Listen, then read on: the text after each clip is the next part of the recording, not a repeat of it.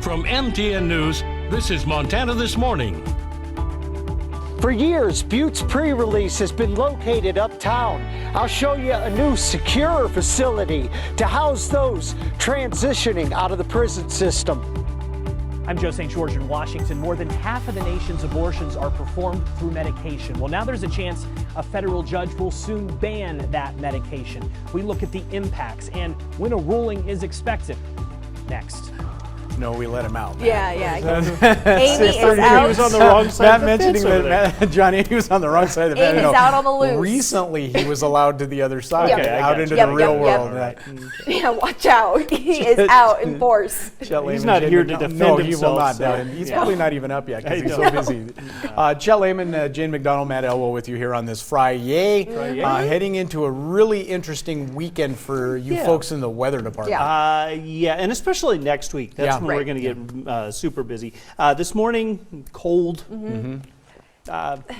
It's typical for February, and we do have another big snap of cold air heading our direction. A little extra cloud cover. We're not talking snow today. We may see some light to moderate snow as you go into your Saturday, especially toward the late afternoon.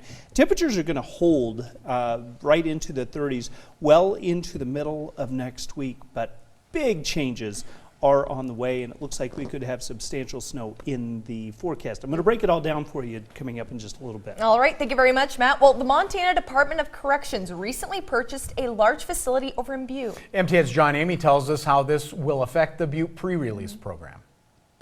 For years, Butte's pre-release program has been located in this cluster of buildings in the heart of uptown Butte.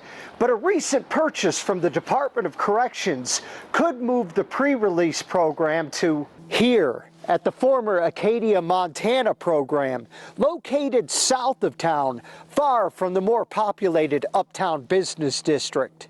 What the new facility has, it has a yard where they can exercise, it has 2 gymnasiums, something that they don't have right now. It allows them to be able to take care of their clientele in a facility that's built for them. The CCCS has been operating the pre-release out of these buildings on Broadway since 1983, housing nonviolent offenders transitioning out of the prison system. Some people have objected to having the program in Butte's uptown. The pre-releasers, I mean, they try to do what they can. It's still kind of intimidating for people because people are unpredictable more and more every day. Some believe moving the pre-release clients to this more isolated location is better than having them in the busy uptown area. They wouldn't be tempted to break out or stay out during the events that we have uptown, like the Folk Fest and St. Patty's Day, and then end up doing something they're not supposed to do and end up back in prison. Some uptown business owners say the pre-release have been good neighbors. I personally have felt this is about the safest street in Butte because it is well supervised and the interactions are really pretty minimal. Well, if they get better resources and a safer place and they're more comfortable, then that's fine. I don't have a problem either way. The Department of Corrections paid $5.7 million to purchase the former Acadia facility located on Basin Creek Road just south of Harrison Avenue. There's no time set when the move will be made, but the city is confident the buildings on Broadway will be sold. Those buildings will be highly marketable, and so I think it just goes to the building of the future of our community. In Butte, John Amy, MTN News. All right, thank you very much, John. 6:36 now. Lake County leaders were in Helena yesterday making their case that the state should contribute funding to support law enforcement services on the Flathead Indian Reservation. MTN's senior political reporter Jonathan Ambarian looks into what's being proposed. Lake County is the only county in Montana where local law enforcement has responsibility for felony cases involving Native Americans on tribal land. County leaders say the system has worked well for years, but they're warning it can't continue unless the state helps them with the burden. I'm here because I'm concerned about public safety in Lake County.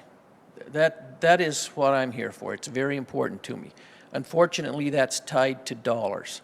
Lake County has provided law enforcement on the reservation since the 1960s as part of an agreement under Federal Public Law 280. This agreement, which has been in effect for 60 years, at its beginning was of no cost to the county, but like everything else, after 60 years, costs have escalated dramatically. You know, we average 45 to 60% in our jail that are tribal members that fit under the Public Law 280 jurisdiction, and that is quite a bit of workload from the responding to, the investigating, housing.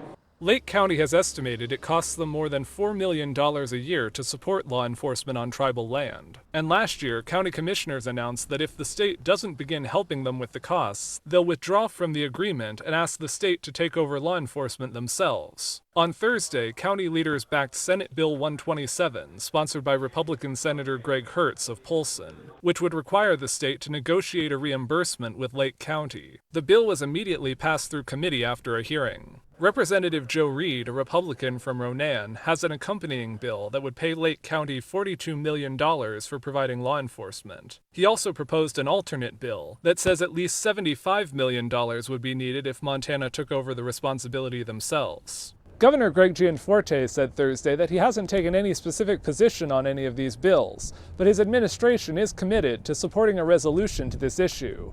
In Helena, Jonathan Amberian, MTN News. Thank you very much, John. Now, physicians and pharmacists across the country are bracing for a potential major court opinion impacting abortion and the so-called abortion pill in this country. Now, our Joe St. George with a look at why the case is being brought and how a decision could affect our state. Abolish abortion! My body, my choice! If you thought the legal battle over abortion rights was only a story in 2022, well, you're wrong. All eyes are on the state of Texas, where a federal district judge's opinion is expected soon in a case that could impact reproductive rights again.